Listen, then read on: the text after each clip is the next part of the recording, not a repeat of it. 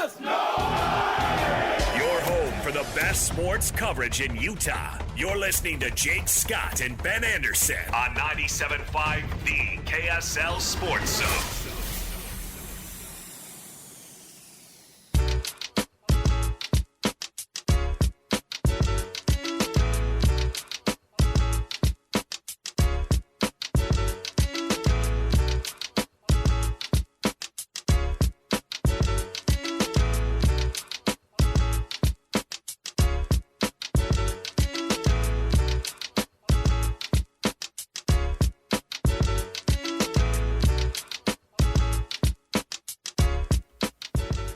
Jake and Ben, 97.5, the KSL Sports Zone.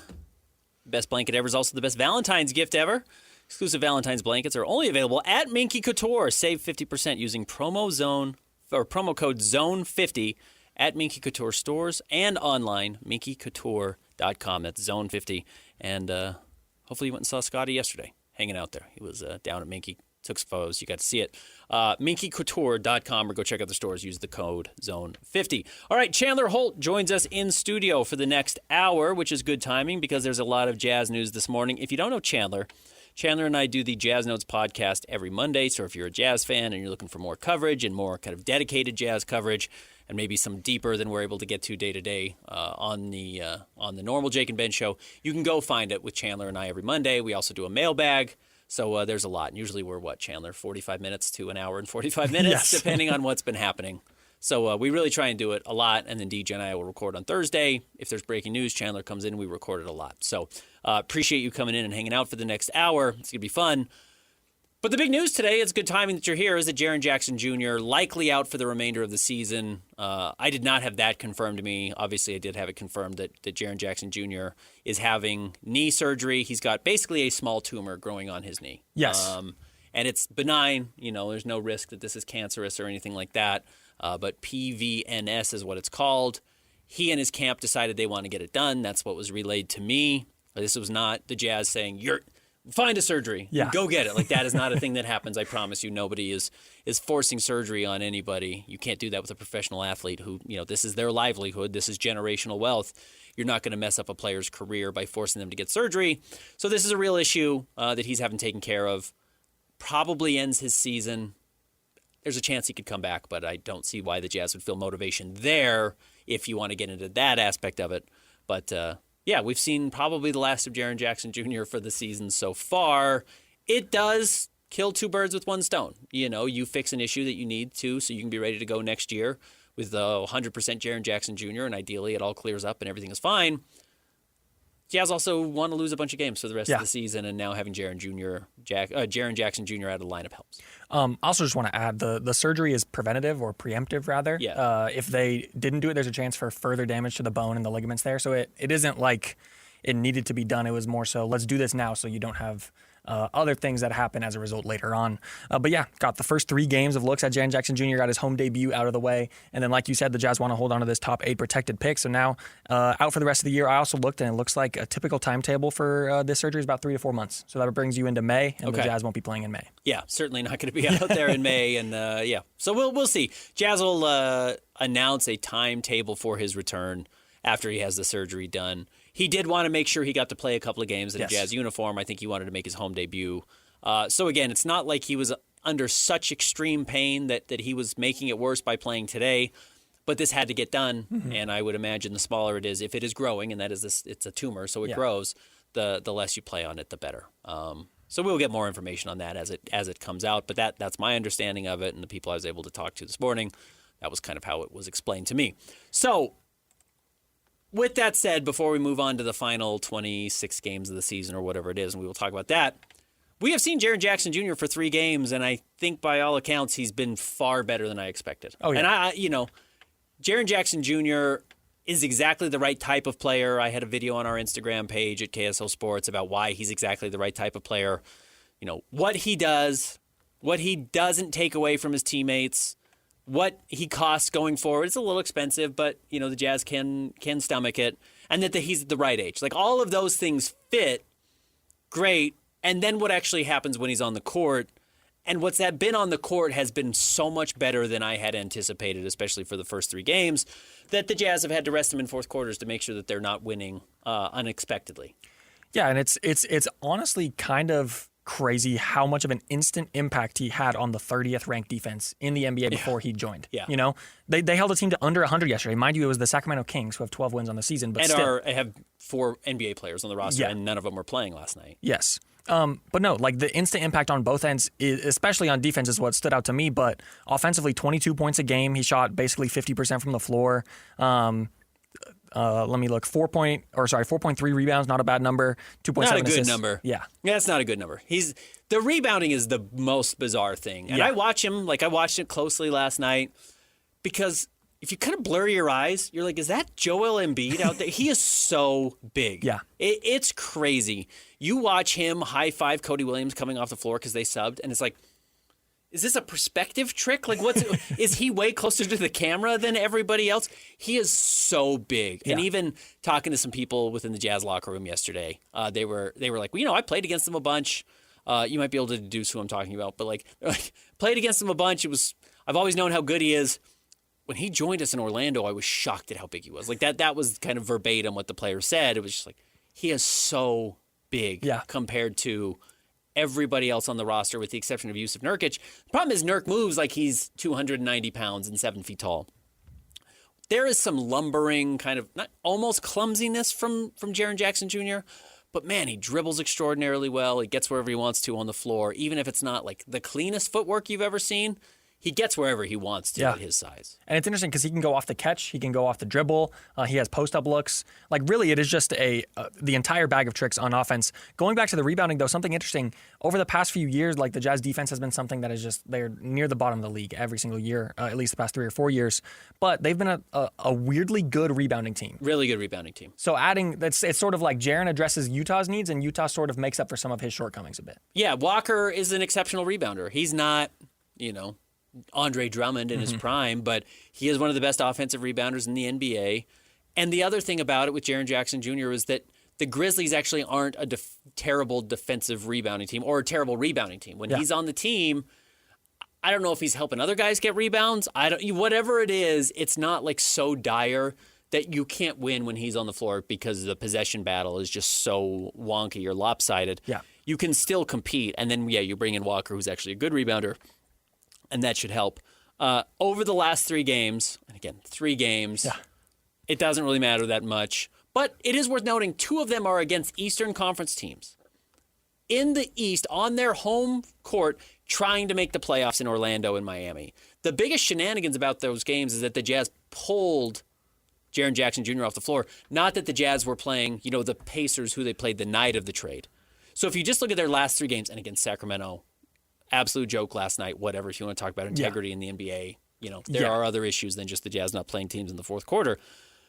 The Jazz's defensive ranking is 101.6 over the last 3 games, including 2 games against Eastern Conference playoff teams on the road that are trying to win. The Jazz's offensive rating, I think, for the season is like 130. Like, it's unimaginably bad. Yeah. To drop it to 101.6 because you brought in one player, and we shouldn't discount that Vince Williams Jr. And John Conchar are on the roster, and they are both good defensive players as well. But he just steps in and erases such a huge problem that the Jazz had. And again, talking to some of the players around the team, and I mentioned it in the last hour, they are just ecstatic. Like, everybody is brimming. They are so excited that he's here. They were talking about, just think of what this is going to look like defensively. And we'll talk about this more coming up in the next segment. But everybody to a T said, man, when we get Walker back there too, everybody mentioned Walker by name. Yes. So everybody knows, if you've watched the Jazz, Walker's a great shot blocker. He's not a lockdown defensive player a la Rudy Gobert. He doesn't blow up the pick and roll by himself, just being out there on the floor. But he is effective, and he is a deterrent at the rim. And now you have a great isolation defender. You do have a guy who's probably more prone to blow up some of those pick and roll primary actions. And then Walker comes over as the help defender with Jaren, or now Lowry can come over as the third big, and you become really, really effective just because you have so much length. And I think that is what has been bothering teams, because Yusuf Nurkic is certainly not a great defensive player, but just having he, Lowry Markkanen, and Jaren Jackson Jr. on the floor together just makes you really effective because you're so big at the rim. It's worth noting, too, that Jaren Jackson Jr., he played with Marc Gasol in his rookie season for like 40 or 50 games before he got traded to Toronto. But other than that, like, you have Steven Adams, who's a good rebounder, not a great defender. Yeah.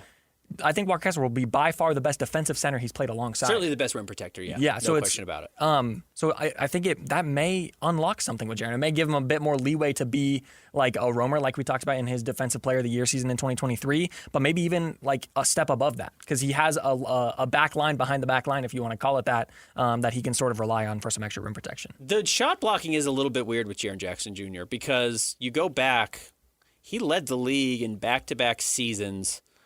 In 2021-22 and 2022-23, he was at 2.3 per game and 3 per game that next year. I think he has 1 block in 3 games with the Jazz. Like he's averaging, he has 1 block in 3 games. Like there is something weird about why he's not blocking shots anymore. Yeah.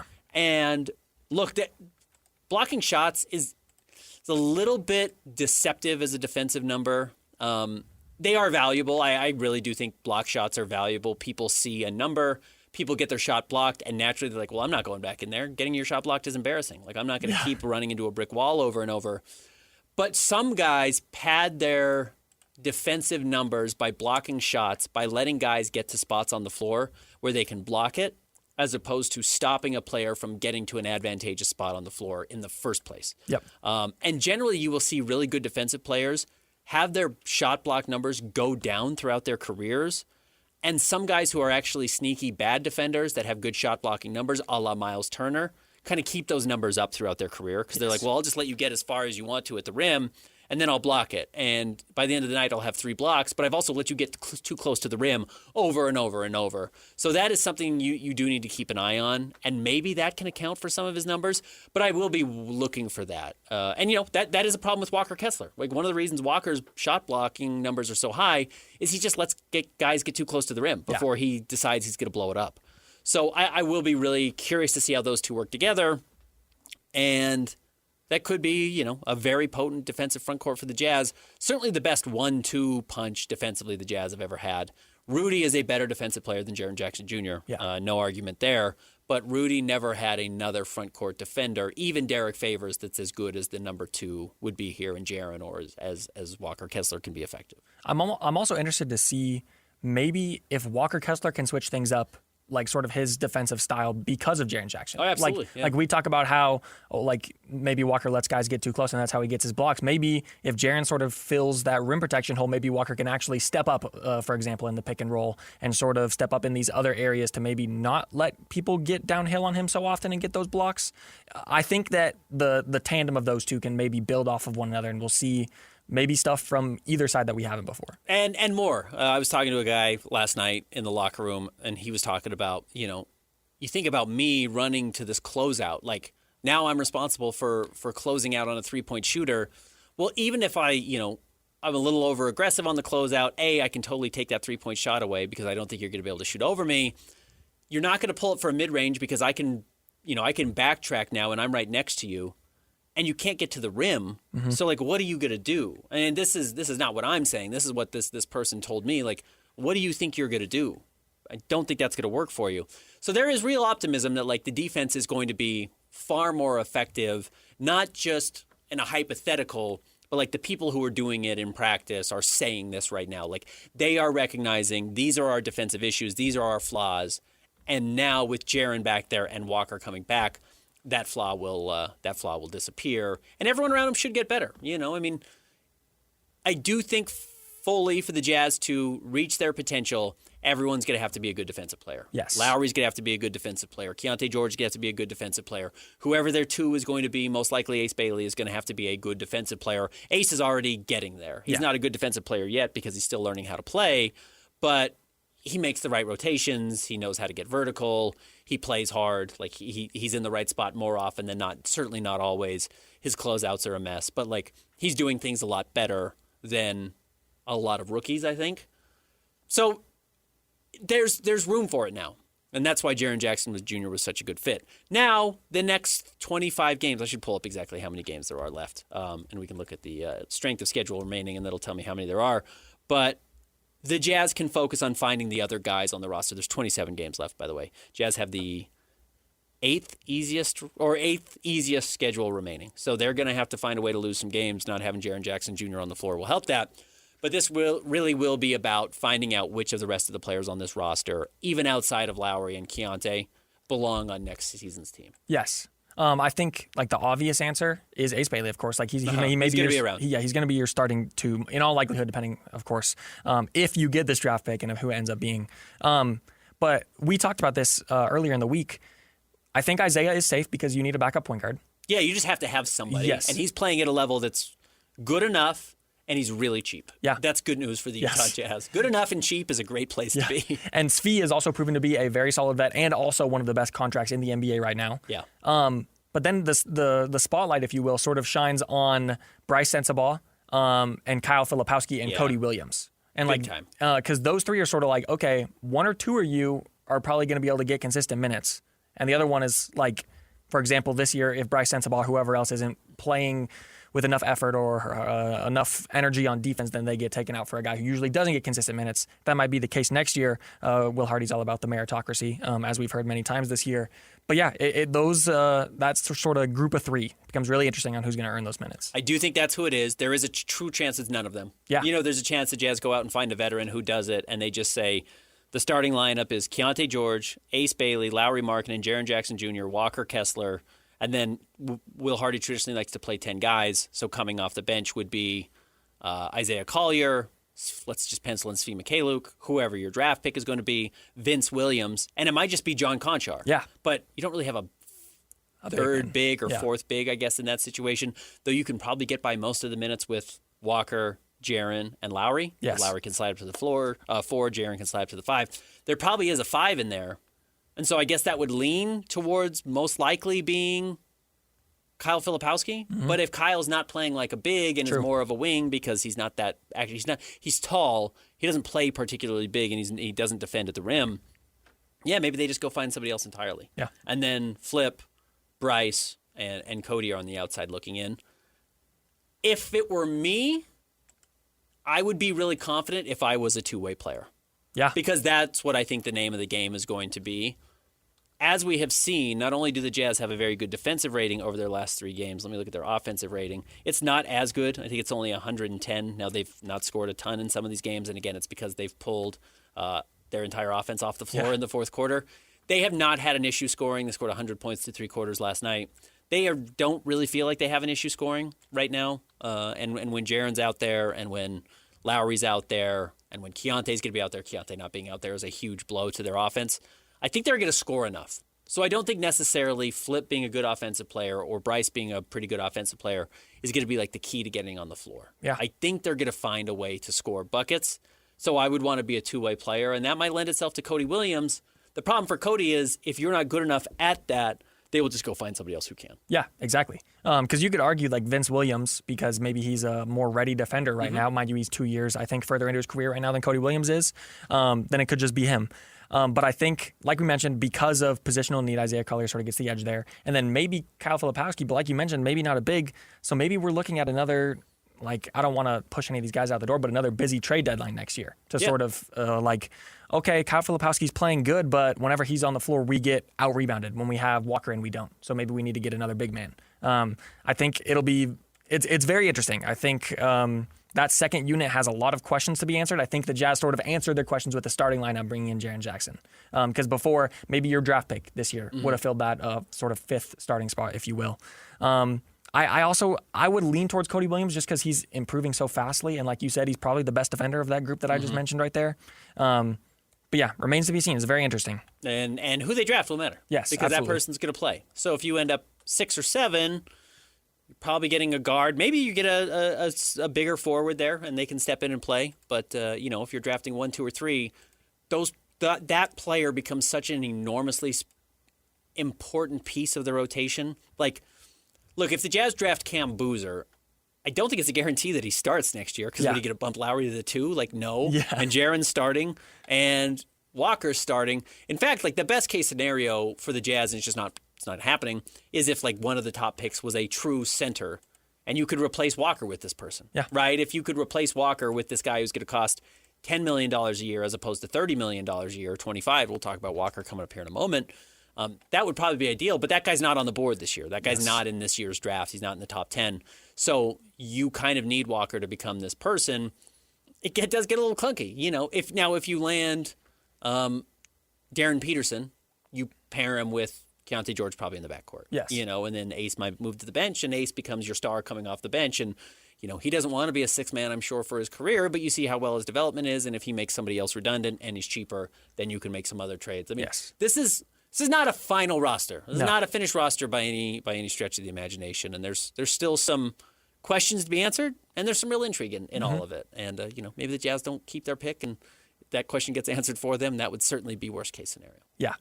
Like you mentioned, talk about Walker Kessler, because the paybook gets really interesting for the Jazz, but the Oklahoma City Thunder have sort of given the blueprint of just replacing all of your role players every year in the draft might be the way to do it. If you can. Which might be the worst model. Yeah. If it works, great. If you can actually accomplish it, great.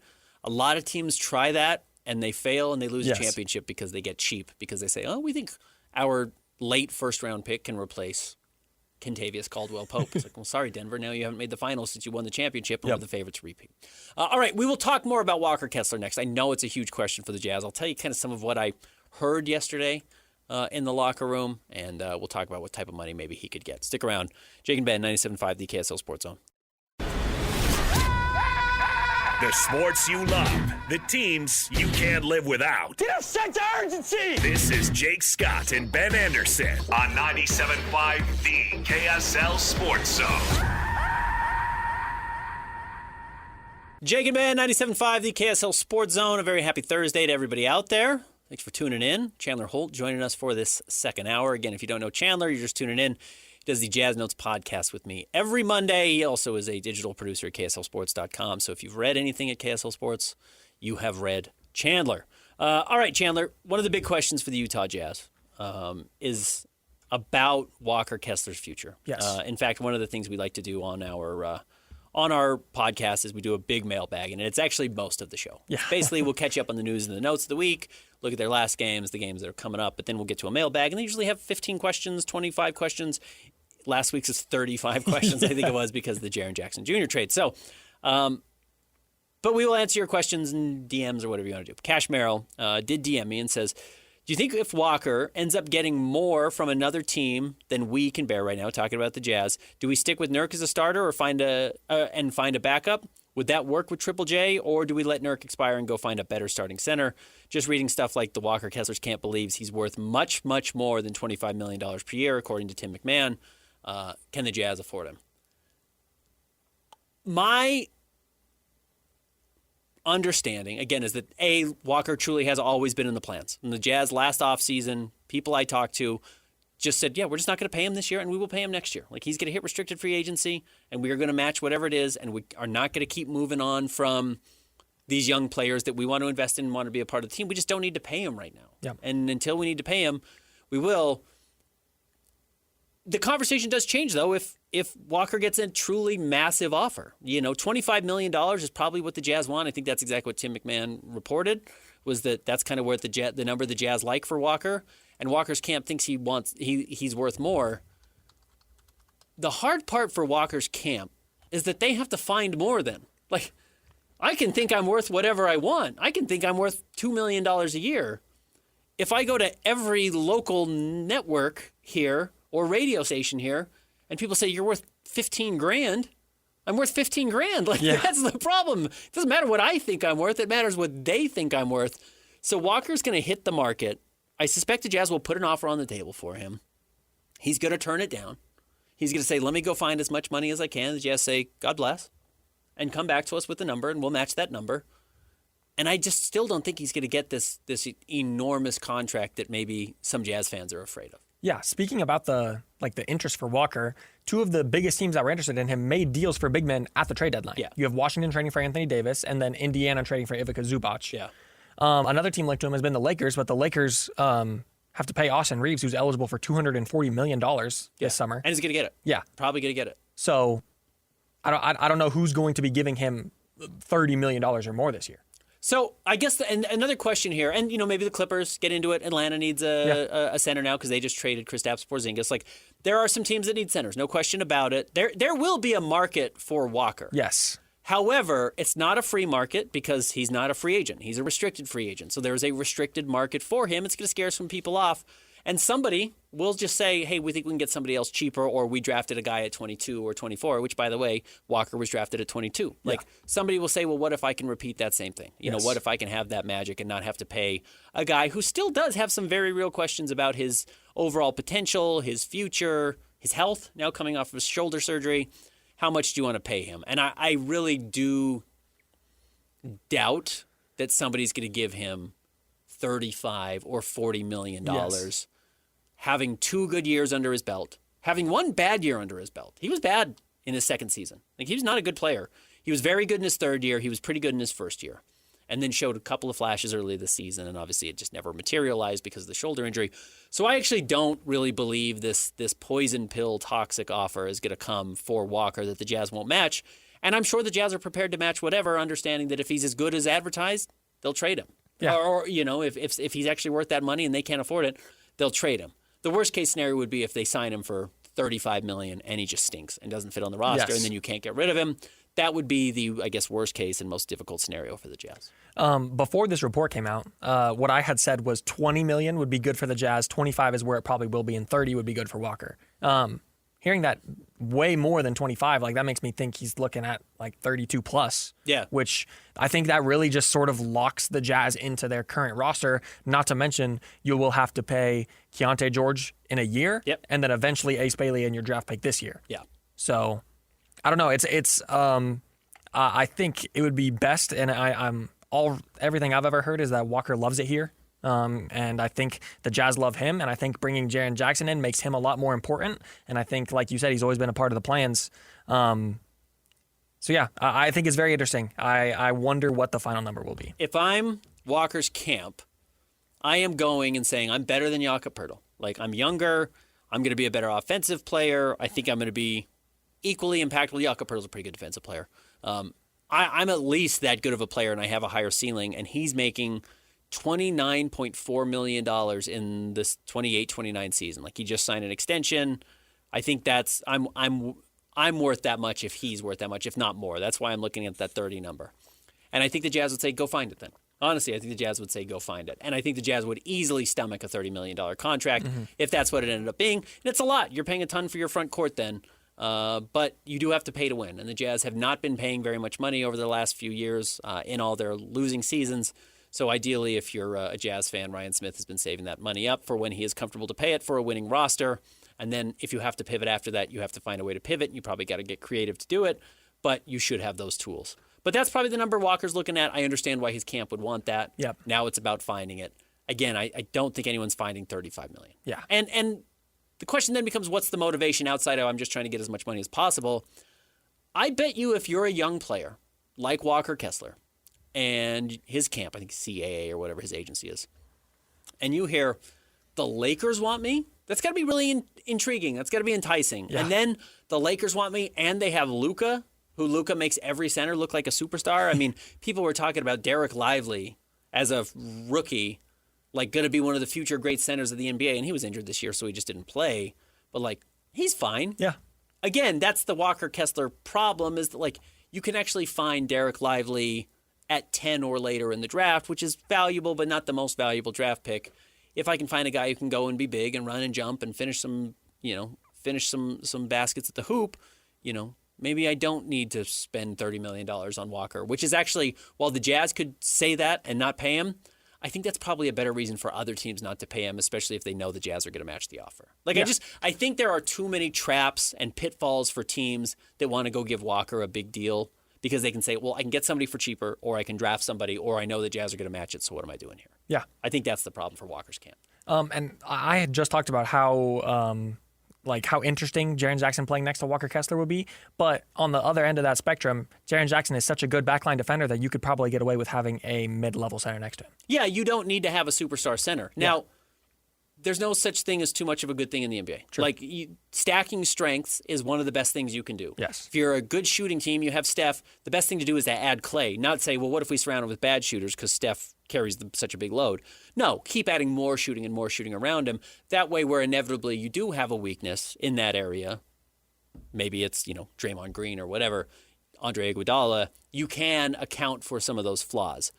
If you are the Jazz, okay, well, now maybe you can get away with having a lesser defender somewhere, and that's Lauri Markkanen, or that's Keontae George. But you have Jaren Jackson Jr. and Walker. They do account for some of it by stacking those strengths. So that's why I do think the Jazz will be invested in Walker and why I do expect him to be around. I totally understand the concern of the money, and it's real, and the Jazz will pay attention to it as well. Again, they're just not going into this haphazardly. Yes. They're not going to go into this without the thought of recognizing what they are getting into and what this was going to cost when they balked at it last year. And I will say, if you missed it yesterday, I'd go listen to it. Scotty G had a good interview with Danny Ainge. And they were kind of talking about how did this come together? How quickly did it come together with Jaren? And the one thing Danny said over and over and over was Jaren's not available. Jaren was not available. Jaren was not available. Meaning the Jazz were probably kicking the tires on Jaren Jackson Jr. And you kick the tires on everybody. You want to know who's on the market. But Danny consistently said, yeah, he wasn't available. He wasn't available. And then he became available, and we quickly put an offer together. Yeah. And there is a difference between we listened or, hey, we had a discussion and we made an offer. Danny quickly said, we put an offer together. Like, I think as soon as Jaren became available, the Jazz said, that's the target. That's the guy we've been waiting for. And there's probably 5 players on that list. Yeah. But that's one of the guys on this list the Jazz have been waiting for. So even if, maybe it was a little bit of a surprise that they're ending the season with a $50 million Jaren Jackson Jr. type player on the roster, they knew that I think that was a possibility and even accounted for that without paying Walker last season. Yeah, and this is something that me and you have talked about over and over and over. The Jazz were thinking about 2029 before they made the Jaren Jackson deal. Like, they are thinking so many steps ahead that they are thinking about contracts. They are thinking about what the team might look like when they're eventually contending for a championship, because I don't think the expectation is that next year. Like, you're probably just trying to make the playoffs next year. But Ryan Smith has said over and over he wants to bring a championship to Utah. So they are thinking so many steps ahead, and even though to us it is a worry, like, how is the playbook gonna sort of fall once you have to pay Keontae and all this stuff? They have a plan, at least a semblance of a plan, because you don't know exactly how things are gonna fall. Concepts of a plan. Yes. One of the things that the Jazz could do also is, and we talked about this on the podcast, if Lowry or if Walker's camp is obsessed with the $30 million number, you could start him high and say 32.5, and then drop it to 30, and then drop it to 27, and then drop it to 25, and say, look, your average per year is $28.5 million. Your first 2 seasons, you're getting 32 and 30. Like, you are getting your big money up front, and yes, it decreases, and that helps us on the back end when we're paying Keontae or we're paying this X, Y, and Z, but you get your money early, yes, and you're that $30 million player. There are ways to work this, so we'll see what the Jazz end up doing. All right, we will wrap up the show. Coming up next, we'll talk about Ace Bailey and his big news coming up this weekend. Stick around. Jake and Ben, 97.5, the KSL Sports Zone. Whether it's the Jazz, Utes, Cougars, or Aggies, these guys have got you covered.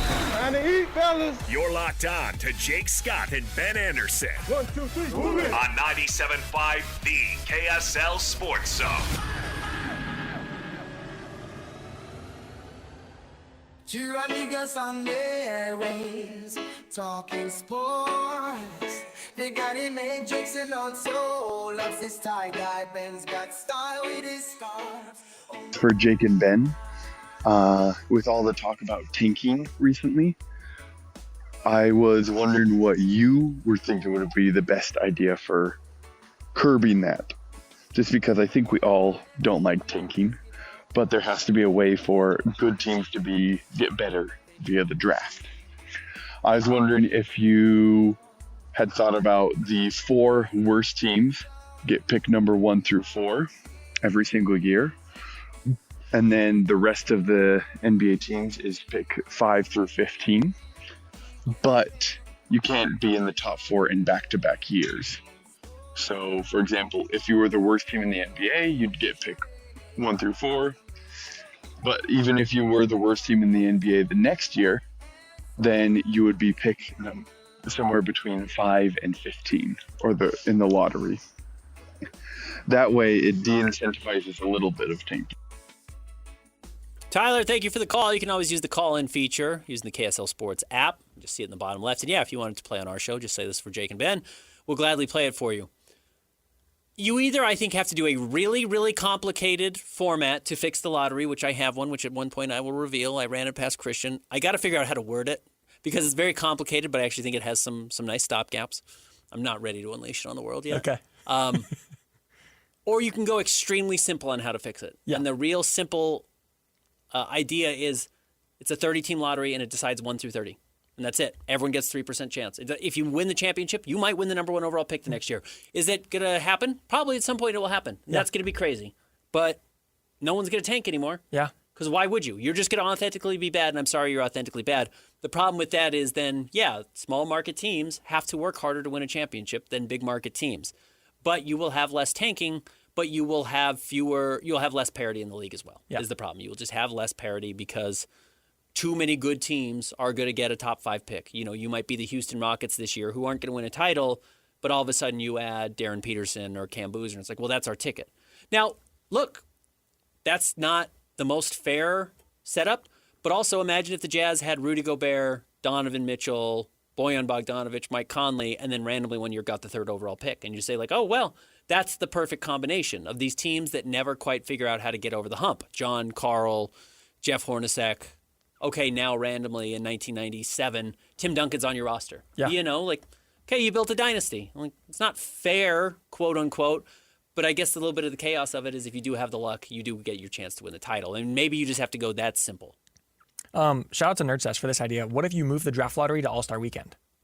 Oh, interesting. Because then you, like, a lot of the most egregious tanking happens after that, last 30 games of the season. Of course, there will be a little Yeah, the problem is now Boston is like, oops, we stunk for the first 6 months of the season or 5 months of the season, and now, oh, weird, we're elite the last 2 months. Like, how did that happen? OKC is below 500 at the All-Star break and then wins 24 their last 25 games. Like, that I think that's exactly what teams would do. Yeah. And that is the problem with that idea. There is a solution out there. Yes. You know, I will just tell you I'm going to have to announce it before Jake comes back because he'll laugh me out of the room. My idea is honestly 2 lotteries. So a lottery in the East and a lottery in the West. Okay. Because that way, if you're in the West, you're not worried about the worst team in the East. You're only tanking against 7 teams that miss the playoffs instead of 14 teams. So if you're in the West, let's say the worst team has 30 wins. Okay, you can have 30 wins. If the worst team in the East has 19 wins, well, you don't have to get to 19 because you're not competing against them in the lottery. Okay. You're only competing against half the teams then, actually. But if you win the lottery in the East or the West, because there's 2 separate lotteries, you are guaranteed a top number 1 or number 2 pick. You're only not, so you don't have to worry about what the other conference is doing. It's not about stopping tanking entirely, but it is about having fewer teams to tank against. That way the Jazz aren't worried about Washington. Yeah. And Charlotte. Charlotte's not tanking right now, but you know what I mean. Along those lines. You're not worried about Brooklyn. The Jazz are only worried about Memphis and whoever the West team is that's worse than them. You know, New Orleans or whatever. So that's where I think you would kind of cut in half at least the number of teams you're tanking against. And then my other backstop, and there will be more, so I'm not going to get into all of it now, would be that then the team with the best record of the 2 teams that win the lottery gets the number 1 pick. The better record. So you have incentive to actually not have the worst record in the NBA. So you don't need to be a 14-win team. If you win 30 in the West and you win the lottery, just in the West, you do get the number 1 overall pick because the worst team in the East or the team that won the lottery in the East has to move to the 2nd pick. Gotcha. So there's actually incentive to not be the worst team in the NBA. Worst team in the NBA can't get the number 1 overall pick, period. And then from 3 down, is it just worst record? You go worst record, but again, you stagger East-West, East-West for every pairing. Okay, gotcha. 3-4, 4-5, 5-6. And again, the team with the better record gets the higher pick. Okay. So if you were in this situation, since the worst team couldn't win the lottery, that would be the rule. The worst team actually can't win the lottery. Again, so you disincentivize being the worst team in the NBA. You can't win the East or the West lottery with the worst record in your conference. You're automatically falling to 3 or 4. And if you have the worst record, you fall to 4 automatically because the team with a better record, which would be everybody in the NBA, gets the higher pick in your 2-team pairing. Gotcha. So it would be 1 East, 1 West, alternating, and whoever in that standing spot had the better record gets that selection. That way, there's really no incentive to be the worst over and over and over because the worse you are, the worse pick you get, even if you kind of guarantee yourself top 5, top 6, top 7. Yeah. The example is the Jazz last year had the worst record. Yeah. They would have gotten at best or at worst and at best the number 4 overall pick. You have the worst record in the NBA. You can't win your own lottery, and you also can't have the higher pick of your pairing. So you drop to 4. Yeah. But that's good for the Jazz. Jazz got the 5th pick last year. They would have taken the 4th pick. Yeah. Like, actually, it rewards the worst team more than what the current lottery system does, but it scares some teams off because the reason the Jazz tanked last year was their hope to get a number 1, number 2, or number 3 overall pick. Even if the Jazz were at 4, I think they would have taken Ace Bailey last year. Probably. And we can use that to say that Ace Bailey was named to the Rising Stars game today as an injury replacement for Cooper Flag. He will get to play with, and I think they've actually already done the Rising Stars draft, haven't they? Yeah, there's teams already. There are teams already. Yes. So we'll have to look at who he's placing in. Did you write that up in the article this morning? I did. He, first of all, he's playing with former teammate Dylan Harper. Okay, cool. He also has Reed Shepard from Houston on his team, Jeremiah Fears, Okay. Stephon Castle, Okay. Colin Murray Boyles, and Donovan Klingon. That would have been the overwhelming favorite had Cooper Flag been on that team. Yes. You know, that would have been because Cooper's probably the best rookie. Con Knippel might be the best rookie. In all honesty, Con's been unbelievable. And neither one of them is really. I mean, Con's helping his team win, but it's about the whole thing going on there. Cooper can help his team win a little bit. He would have helped in the Rising Stars Challenge. Not that anyone's trying really hard to win here, but they don't have another player like Ace on this roster, so he might have a chance to do some fun things. Oh, yeah. He's gonna be the best dunker on that team. Yeah, absolutely. And a lot of it's just about dunking at the Rising Stars Yeah, Challenge. true. So he will get a chance to put on a little mini display of his highlight reel dunks. We will see a lot of Reed Shepard 40-footers and Ace Bailey dunks. I think that's probably true. Yeah. That game is tomorrow at 5 p.m. on Peacock is how you watch that. Yes. So 5 p.m. our time. All right, Chandler, thank you very much for coming in and jumping on this hour. If you tuned in late, I will post it to the Jazz Notes podcast specifically. So you will find it on the Jake and Ben podcast, but you'll also find it on Jazz Notes if you want to see that more. Or you can catch Chandler with me every Monday on the Jazz Notes podcast, and you can submit your questions on the mailbag as well. Scotty G is coming up next. I will be back with you tomorrow. Stick around. 97.5, the KSL Sports Zone.